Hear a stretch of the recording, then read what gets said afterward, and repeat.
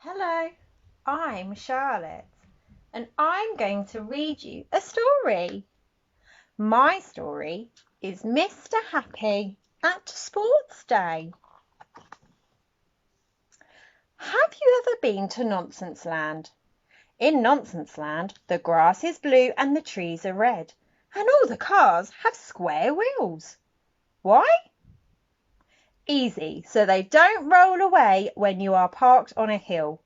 I know, what nonsense.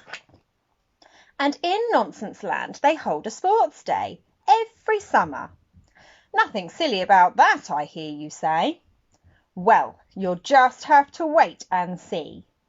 This year, the preparations for the sports day started 2 weeks before the event, and it being Nonsense Land, things happened somewhat differently to how you would have expected.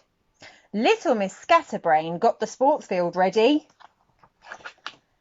Mr. Dizzy marked out the tracks. And Mr. Nonsense got the finishing line ready. A very silly finishing line. Ooh. The day of Nonsense Land Sports Day dawned to a great deal of excitement. All the Mr. Men were there, and no one was more excited than Mr. Rush, who was at the sports day for the very first time.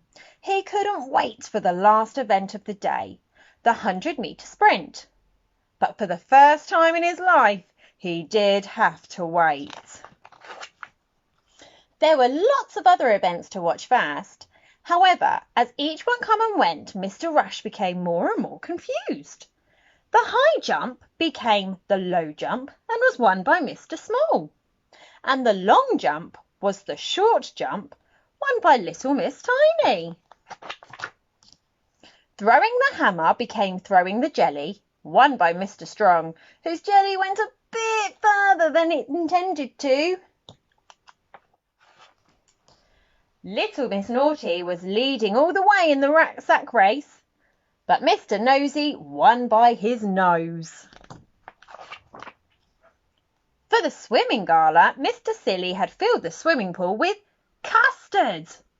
Mr. Chuckle won by a hand on the end of his extraordinarily long arm. And the egg and spoon race became the raw egg and spoon race. Much trickier and much messier. Finally, it was time for the 100-metre sprint. Mr. Rush and all the runners took their places at the starting line. The starting pistol fired. Mr. Rush shot down the track, and before you could say 6 speedy sausages, he had crossed the finish line. "I've won!" cried Mr. Rush. Everyone gathered round for the prize presentation. Mr. Rush could not wait to hear the announcement. The King of Nonsense Land stood up on stage. "In third place," he said, "is Mr. Silly for the silliest running shoes ever.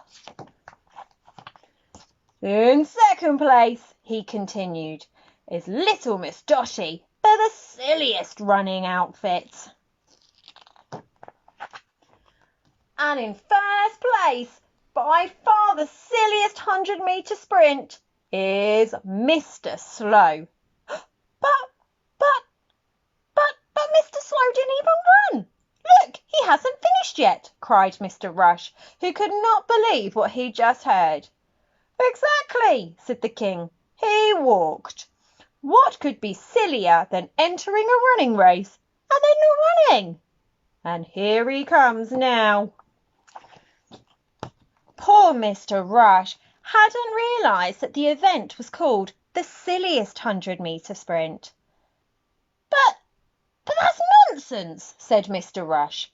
"Exactly," said Mr. Slow. "Complete nonsense." And he stepped forward to collect his cup. A teacup. Thank you for listening. Bye.